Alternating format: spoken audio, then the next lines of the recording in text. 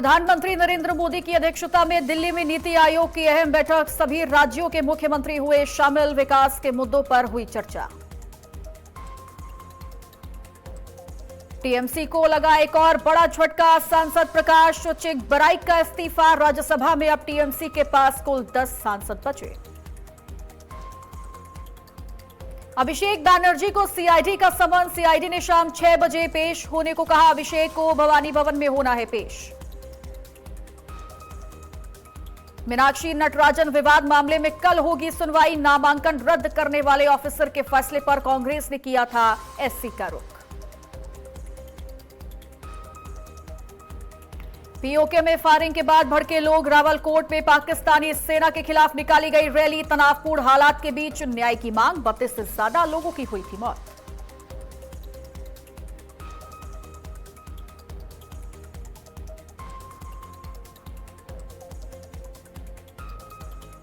नमस्कार, स्वागत है आपका आज की खबर में। आपके साथ मैं हूं चित्रा सिंह और आप देख रहे हैं हमारा खास बुलेटिन दमदार 2 बजे। साथ ही अब आप जुड़ सकते हैं मेरे साथ भी मेरे सोशल मीडिया प्लेटफॉर्म से, नीचे दिए गए सोशल मीडिया हैंडल के जरिए।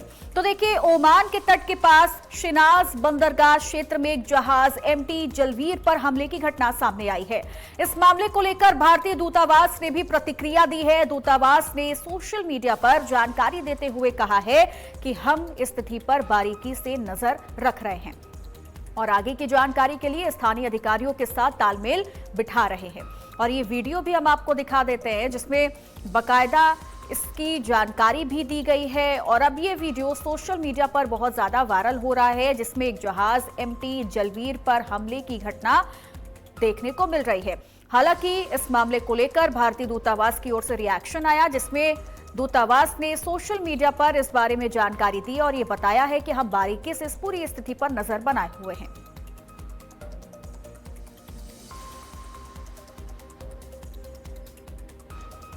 और वहीं दिल्ली में आज प्रधानमंत्री नरेंद्र मोदी की अध्यक्षता में नीति आयोग की बैठक हुई। इस बैठक में सभी राज्यों के मुख्यमंत्री शामिल हुए। पीएम मोदी ने ट्वीट करते हुए लिखा कि नीति आयोग की गवर्निंग काउंसिल की 11वीं बैठक की अध्यक्षता कर रहा हूं। सहकारी संघवाद की भावना से प्रेरित होकर हम भारत के विकास यात्रा को तेज करने के लिए मिलकर काम कर रहे हैं। विकसित भारत के हमारे साझा विजन को साकार करने में केंद्र और राज्यों के सामूहिक प्रयास अहम भूमिका निभाएंगे। तो प्रधानमंत्री की अध्यक्षता में देखिए नीति आयोग की आज बैठक हुई है, जिसमें तमाम राज्यों के मुख्यमंत्री शामिल हुए हैं। तस्वीरें भी हम आपको उस मीटिंग के दौरान की दिखा रहे हैं, जहां पर आपको एक एक करके सभी राज्यों के मुख्यमंत्री नजर आ रहे हैं। और अब खबर दिल्ली से है, जहां कांग्रेस की अहम बैठक हुई है। इस बैठक की अध्यक्षता मल्लिकार्जुन खड़गे ने की। इस बैठक में राहुल गांधी, सोनिया गांधी समेत कई बड़े नेता मौजूद रहे हैं। मीटिंग में प्रदेश अध्यक्ष और प्रदेश प्रभारी भी शामिल हुए। इस बैठक के दौरान संगठन और चुनावी रणनीति पर मंथन हुआ है।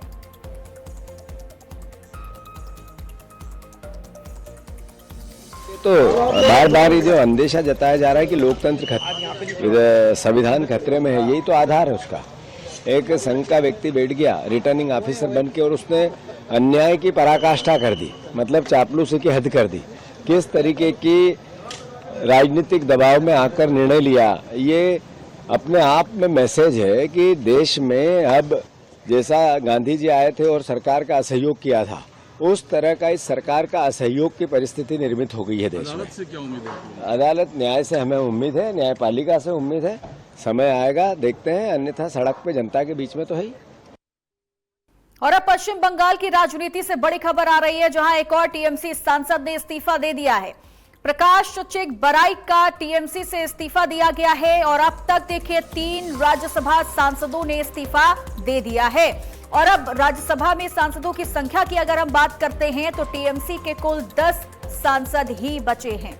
तो एक और बड़ा झटका एक बार फिर से टीएमसी को, ममता बनर्जी को लग गया है, क्योंकि एक और राज्यसभा सांसद की ओर से इस्तीफा दिया गया, जिनका नाम प्रकाश चिकबराइक है। और ये इस्तीफे का जो लेटर है, रिजाइन लेटर है, वो भी हम आपकी टीवी स्क्रीन पर आपको दिखा रहे हैं। और अब तक कुल 3 राज्यसभा सांसदों ने इस्तीफा दे दिया है, जिसके बाद राज्यसभा में टीएमसी के सांसदों की जो संख्या है वो मात्र 10 बची है।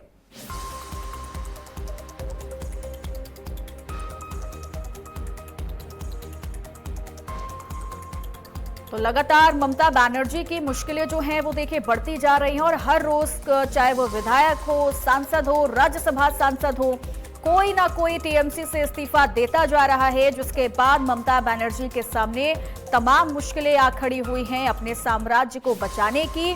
कैसे अपने पार्टी को बचाया जाए, कैसे चुनाव चिन्ह बनाए रखना है, ऐसे तमाम सवाल हैं जिस पर ममता बनर्जी की भी नजरें टिकी हुई हैं। लेकिन एक और झटके भरी खबर है कि राज्यसभा सांसद ने इस्तीफा दे दिया है।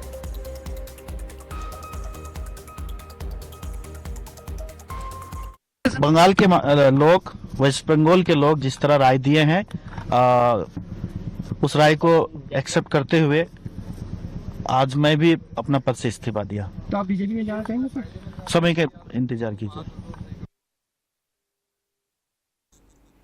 और अब देखिए दिल्ली से सूत्रों के हवाले से बड़ी खबर सामने आ रही है, जहां कांग्रेस ने ममता बनर्जी को 2 प्रस्ताव भेजे। पहला टीएमसी का कांग्रेस में विलय और ममता को उपाध्यक्ष और अभिषेक बनर्जी को महासचिव का पद। अब दूसरा प्रस्ताव यह है कि ममता इंडिया गठबंधन में टीएमसी चलाती रहें, लेकिन उनके प्रत्याशी कांग्रेस के सिंबल पर ही चुनाव लड़े।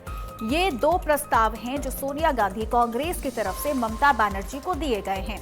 अब ऐसे में सवाल ये है कि जो दूसरा प्रस्ताव है उसमें ममता बनर्जी की तरफ से हामी भरी जाती है या फिर नहीं, क्योंकि जो भी उनके प्रत्याशी होंगे, टीएमसी के प्रत्याशी होंगे, वो टीएमसी के चुनाव चिन्ह पर नहीं बल्कि कांग्रेस के सिंबल पर चुनाव लड़ेंगे। और वही केंद्रीय मंत्री सीआर पाटिल ने पश्चिम बंगाल की पूर्व सीएम ममता बनर्जी और टीएमसी पर तीखा हमला बोला है। उन्होंने कहा कि खेला होवे का नारा देने वाली ममता बनर्जी अब खुद ही खेला हो गई हैं। सीआर पाटिल ने आरोप लगा दिया कि टीएमसी में अव्यवस्था का माहौल है और ममता बनर्जी की स्थिति भी अरविंद केजरीवाल जैसी हो गई है। उन्होंने ये भी कहा कि कांग्रेस अपने आप में डूब रही है और अब ममता उसमें डूब रही है।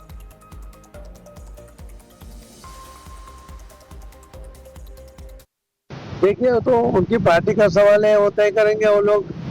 मगर एक बात इसमें से उभर के आ जाती है कि कल तक ममता को हरा नहीं सकते। ममता कहते थे कि चलो, बांग्ला में कुछ बोलते थे ना वो लोग, खेलो हो गई। तो खेलो हो भी उनका हो गया, क्योंकि जो कल तक बहुत मजबूत दिखाई दे रही थी, आज उनके सभी सांसद, सभी एमएलए उनको छोड़ के जा रहे हैं और इसके लिए जा रहे हैं। तो उनको लगता है कि इनके समय में, ममता जी के समय में जो बंगाल में अत्याचार हुए और उसके कारण लोगों की जो नाराजगी है, तो उनको उनका पॉलिटिकल फ्यूचर वहाँ दिखता नहीं है। तो टीएमसी में रहेंगे तो हम खत्म हो जाएंगे, ममता जी के साथ रहेंगे तो खत्म हो जाएंगे, और इसीलिए वो सबसे पहले वहाँ से निकल रहे हैं। और देखिए, मीनाक्षी नटराजन विवाद मामले में कल सुनवाई होगी। नामांकन रद्द करने वाले ऑफिसर के फैसले पर कांग्रेस ने सुप्रीम कोर्ट का रुख किया था। दरअसल मीनाक्षी नटराजन का नामांकन 9 जून को रिटर्निंग ऑफिसर और मध्य प्रदेश विधानसभा के प्रमुख सचिव अरविंद शर्मा ने खारिज कर दिया था। ये फैसला बीजेपी नेताओं, जिनमें राज्यसभा उम्मीदवार महेश केवट और पार्टी के प्रदेश महामंत्री राहुल कोठारी शामिल हैं, उनके द्वारा उठाई गई आपत्तियों के बाद लिया गया। इस मामले में बीजेपी का यह आरोप है कि मीनाक्षी नटराजन ने अपने चुनावी शपथ पत्र में हैदराबाद की एक अदालत में लंबित मामले की जानकारी नहीं दी है, जिसके बाद सुप्रीम कोर्ट का रुख किया गया है। और अब कांग्रेस की तरफ से सुप्रीम कोर्ट के इस रुख को लेकर फैसला जो है वो आएगा। कहा जा रहा है कि कल इस पूरे मामले में सुनवाई होने वाली है। नामांकन रद्द करने वाले फैसले पर कांग्रेस की तरफ से सुप्रीम कोर्ट का रुख किया गया था और कल इसकी सुनवाई होगी। और वहीं शिवसेना नेता अब्दुल सत्तार ने महाराष्ट्र की राजनीति और मुख्यमंत्री पद को लेकर अपना रिएक्शन दिया है। उन्होंने कहा कि विधानसभा चुनाव में एकनाथ शिंदे के नेतृत्व में महायुति को भारी बहुमत मिला था और पार्टी के ज्यादातर विधायकों की इच्छा थी कि एकनाथ शिंदे ही मुख्यमंत्री बने। हालांकि उन्होंने स्पष्ट किया कि मुख्यमंत्री पद का फैसला केवल किसी की व्यक्तिगत इच्छा नहीं होती। इस तरह के बड़े निर्णय वरिष्ठ नेताओं के बीच आपसी चर्चा और सहमति से लिए जाते हैं। सुनिए क्या और कहा है उन्होंने। ऐसा लगता है कि वैसा एकनाथ शिंदे साहब के नेतृत्व में एक विधानसभा का चुनाव हुआ, उसके बाद थम्पिंग मेजोरिटी चुन के आई। अभी देवेंद्र जी मुख्यमंत्री है, इसके बाद हमारे मुख्यमंत्री बनना ये हमारे आमदारों की सबकी इच्छा है। या हमारे मुख्यमंत्री बनना चाहिए, लेकिन हमारी इच्छाओं से वो पूरा नहीं होता। उसके लिए वरिष्ठ नेताओं से बातचीत, वरिष्ठ नेताओं के अंदर जो भी दोनों में गुफ्तगू हुए होंगे, एकनाथ शिंदे साहब में और अमित शाह साहब में या देवेंद्र जी में, वो दोनों उनको ही मालूम है। मुझे तो लगता नहीं कि वो उस चर्चा में हम थे या हमको वो चर्चा भी मालूम नहीं है।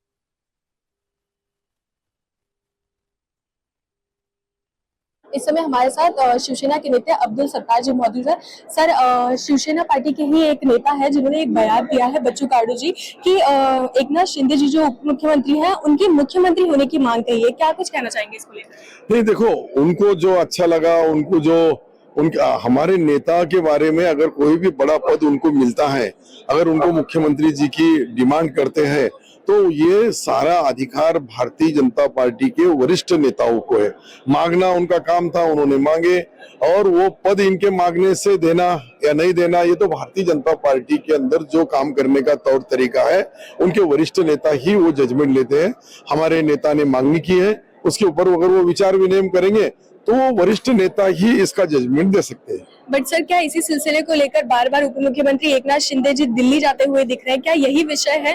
नहीं, मुझे नहीं लगता कि उप मुख्यमंत्री जी जो ये राज्य के ऐसे कई विधायक प्रश्न रहते हैं, ऐसे तरक्की के काम रहते हैं, ऐसे विकास के काम रहते हैं, उसके लिए केंद्र का निधि, केंद्र की मंजूरी केंद्र के पास, और केंद्र के अंदर भी हमारी पार्टी जो है भारतीय जनता पार्टी की सपोर्टर पार्टी है, अलायंस पार्टनर है। तो कई ऐसे मसले रहते हैं कि वो हल करने के लिए दिल्ली जाते रहते हैं, और दिल्ली जाना कोई गलत नहीं है।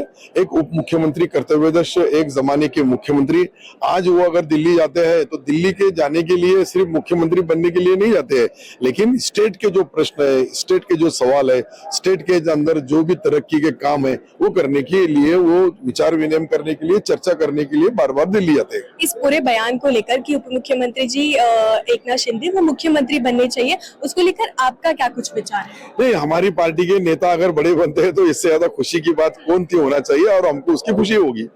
सर, एक ऐसा प्रश्न है सर, नवी मुंबई में एक प्रोग्राम होता है जहाँ पे एकनाथ शिंदे जी को नहीं बुलाया जाता है, तो क्या कुछ इसको लेकर पार्टी के अंदर नाराजगी देखने को मिल रही है? आपका क्या है? नहीं, देखो, मुझे लगता है कि वो प्रोटोकॉल के हिसाब से गलत हुआ है। उन्होंने उनको बुलाना चाहिए था, क्योंकि वो वहाँ के पालक मंत्री भी है, इस राज्य के उप मुख्यमंत्री है, माजी मुख्यमंत्री है। ये सारे प्रोटोकॉल में उनको बुलाना चाहिए था। वो कहीं तो भी उनके अधिकारियों की, ऑफिसरों की गलती हो गई है, और सीएम साहब उसकी चौकसी करके जिनकी गलती हो गई वो उनका पूरी चीज की मालूमात लेंगे और कार्रवाई करेंगे। धन्यवाद सर। तो हमारे साथ अब्दुल सत्तार जी थे, शिवसेना पार्टी के एक नेता। बच्चू कडू जी की ये मांग है कि उप मुख्यमंत्री एकनाथ शिंदे जी मुख्यमंत्री बनने चाहिए, तो उसी को लेकर पूरी प्रतिक्रिया दी है, और उनका कुछ ऐसा कहना है कि अगर उनके नेता उप मुख्यमंत्री से मुख्यमंत्री बनते हैं तो उससे बड़ी खुशी की बात और कुछ नहीं होगी। कैमरा पर्सन अमरीश लाड के साथ मैं कल्पना शुक्ला, आज की खबर, मुंबई। और वहीं बिहार सरकार ने भूमि संबंधी लंबित मामलों के निपटारे के लिए बड़ा अभियान शुरू करने का फैसला किया। राजस्व एवं भूमि सुधार मंत्री दिलीप जायसवाल ने यह बताया कि 11 से लेकर 17 जून तक राज्य भर में विशेष अभियान चलाकर करीब 46 लाख लंबित आवेदनों के निष्पादन की प्रक्रिया तेज की जाएगी। इस अभियान के तहत भूमि अभिलेख सुधार, उत्तराधिकार नामांतरण और बंटवारा आधारित नामांतरण से जुड़े मामलों की स्कैनिंग होगी, अपलोडिंग और निपटारा भी किया जाएगा।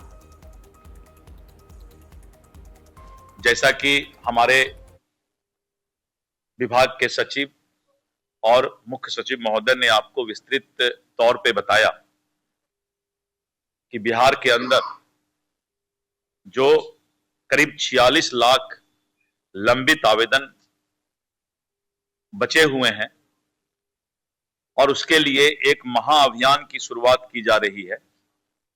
11 जून से लेकर 17 जून तक ये विशेष अभियान राजस्व विभाग के द्वारा चलाया जाएगा, और राजस्व महाअभियान के तहत प्राप्त सभी आवेदनों की स्कैनिंग, पोर्टल पर अपलोडिंग और निष्पादन का अभियान होगा, और इस कार्य को अधिकारियों के द्वारा और कर्मचारियों के द्वारा विशेष अभियान चलाकर पूरा किया जाएगा। खबर पश्चिम बंगाल से है, जहां लेडीज स्टडी ग्रुप ने आध्यात्मिक कार्यक्रम का आयोजन किया, जिसमें प्रसिद्ध आध्यात्मिक वक्ता नित्यानंद चरण दास ने शिरकत की।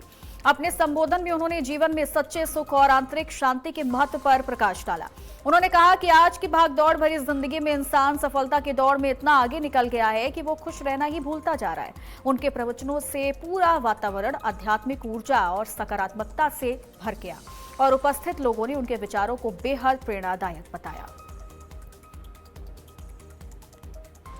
We are really looking forward to our talk today with Swami Nityanand Ji. He is a very, very renowned speaker from ISKCON, and his teachings have been invaluable for all of us. How he solves daily problems in a jiffy is something all of us need every day in our lives. See, I have come because हमको लगता है कि happiness is always there, but sometimes it's elusive. Sometimes we don't understand that this is happiness and this is not happiness. So I think we're always in search, all of us, in our life for always finding more meaning, more thoughts, more perspective.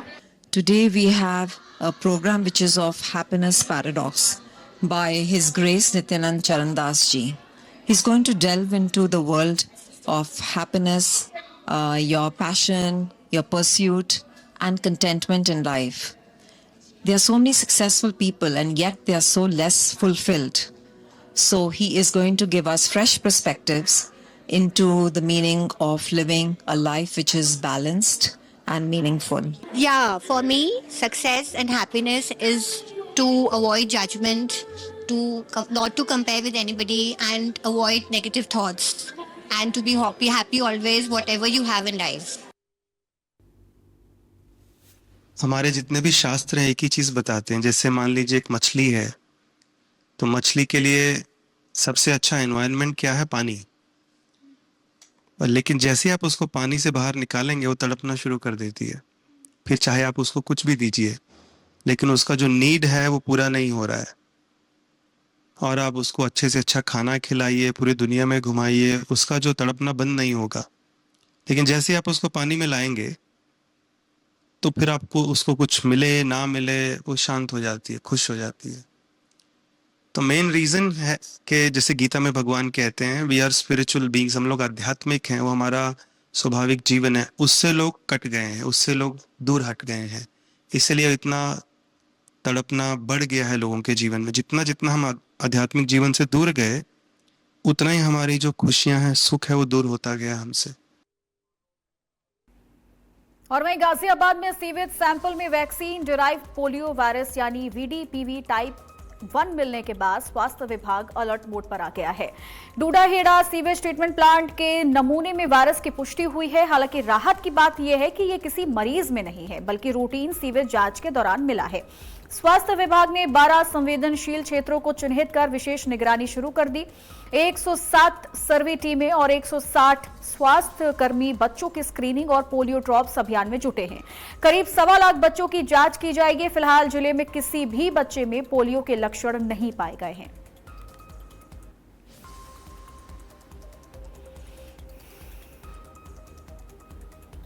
देखिए, ये कहानी नहीं है। अगर देखा जाए तो ये अगर वैक्सीन जो पोलियो ड्रॉप्स हम लोग पिलाते हैं तो उसके अंदर जो लाइव जो पोलियो वायरस होते हैं उसमें कोई अगर वीक वायरस अगर आ जाता है तो उसका ये ऐसा हो सकता है।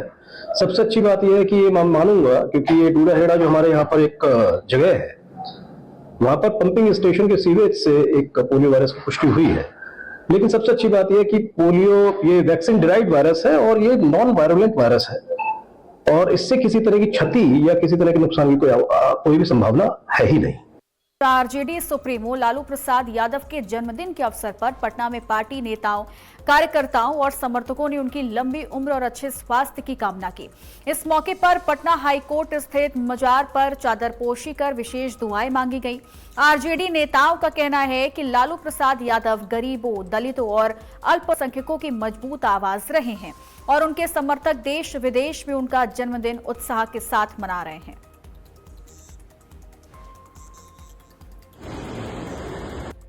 आदरणीय लालू प्रसाद यादव जी का जन्मदिन है और आज पूरे बिहार ही नहीं पूरे देश ही नहीं पूरी दुनिया में उनके चाहने वाले, उनको मानने वाले आज उनकी जन्मदिन पर खुशियां मना रहे हैं और साथ साथ उनके लिए दुआएं कर रहे हैं, प्रे कर रहे हैं। जो जहां से ताल्लुक रखते हैं, जो जिस धर्म से ताल्लुक रखते हैं, चाहे चर्च में हो, चाहे मज़ारों में हो, मस्जिदों में हो, मंदिरों में हो, चाहे गिरजाघर में हो, जहां भी हो, जो जिस धर्म से ताल्लुक रखते हैं, अपने अपने हिसाब से लोग प्रे कर रहे हैं। आज आदरणीय लालू प्रसाद यादव जी को की इस देश को बहुत सख्त जरूरत है। इसलिए हम सब लोगों ने मिलकर पूरे बिहार ही नहीं पूरी दुनिया में जो उनके चाहने वाले हैं, देश से मोहब्बत रखते हैं, बिहार से मोहब्बत रखते हैं, वो सब लोग उनकी लंबी उम्र की दुआएं कर रहे हैं, अच्छी सेहत के लिए।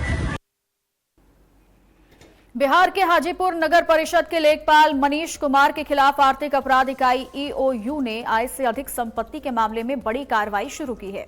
10 जून 2026 को जांच में ये सामने आया कि उन्होंने अपनी वैध आय से करीब 2 करोड़ की संपत्ति अर्जित की। विशेष निगरानी कोर्ट से सर्च वारंट मिलने के बाद ईओयू की टीम ने उनके बागमली स्थित निजी आवास और नगर परिषद कार्यालय के सरकारी आवास पर एक साथ छापेमारी की। दोनों जगह तलाशी जारी है, पुलिस बल भी तैनात है।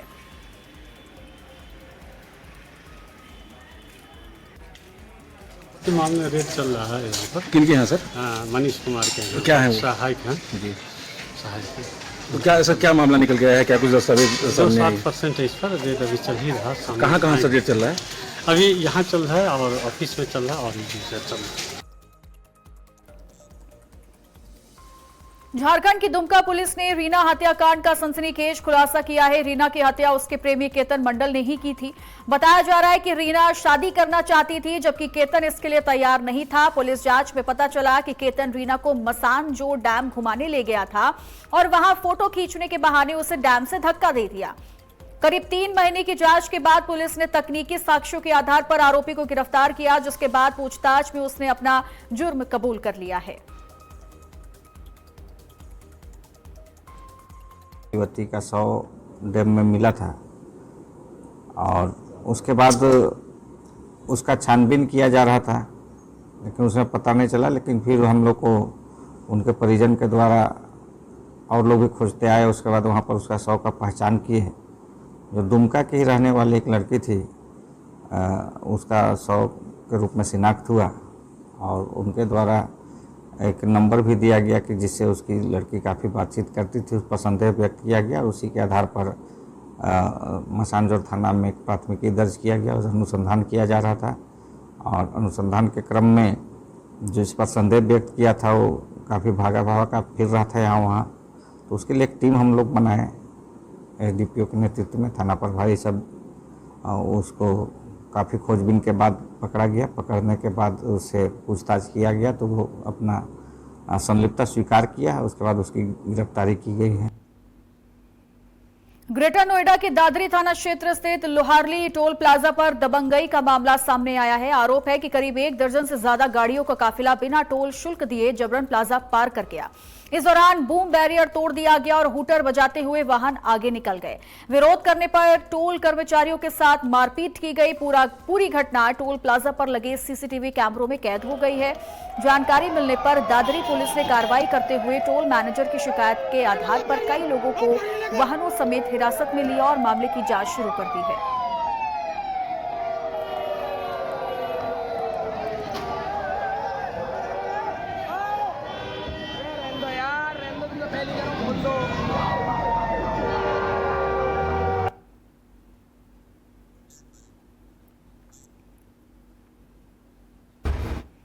और वहीं कानपुर से एक हैरान करने वाला वीडियो सामने आया है, जिसमें गंगा स्नान करने आए 2 युवकों के साथ मारपीट होती दिखाई दे रही है। वायरल वीडियो में एक पुजारी युवकों को डंडों से पीटता नजर आ रहा है। इतना ही नहीं, कुछ बच्चे भी युवकों के साथ मारपीट करते नजर आ रहे हैं। वीडियो में पीड़ित युवक हाथ जोड़कर माफी मांगता नजर आता है, लेकिन मारपीट जारी रहती है। घटना का वीडियो सोशल मीडिया पर तेजी से वायरल हो रहा है। फिलहाल ये स्पष्ट नहीं हो पाया है कि विवाद किस बात को लेकर हुआ था। बुला सा नंबर बुला, पुलिस का बुला, पुलिस के हवाले करो बस। वृंदावन से कोसीकला तक आगरा दिल्ली राष्ट्रीय राजमार्ग पर गौ तस्करों और गौ रक्षकों के बीच हाई वोल्टेज ड्रामा देखने को मिला। आरोप है कि सब्जियों के नीचे छिपाकर गौ वंशों को ले जा रही एक संदिग्ध पिकअप का गौ रक्षकों ने पीछा किया। गिरता देख तस्करों ने कथित तौर पर गौ रक्षकों की गाड़ी को टक्कर मार दी। पीछा जारी रहने के दौरान पिकअप का टायर फट गया, जिसके बाद गौ रक्षकों ने घेराबंदी कर 3 आरोपियों को पकड़ लिया।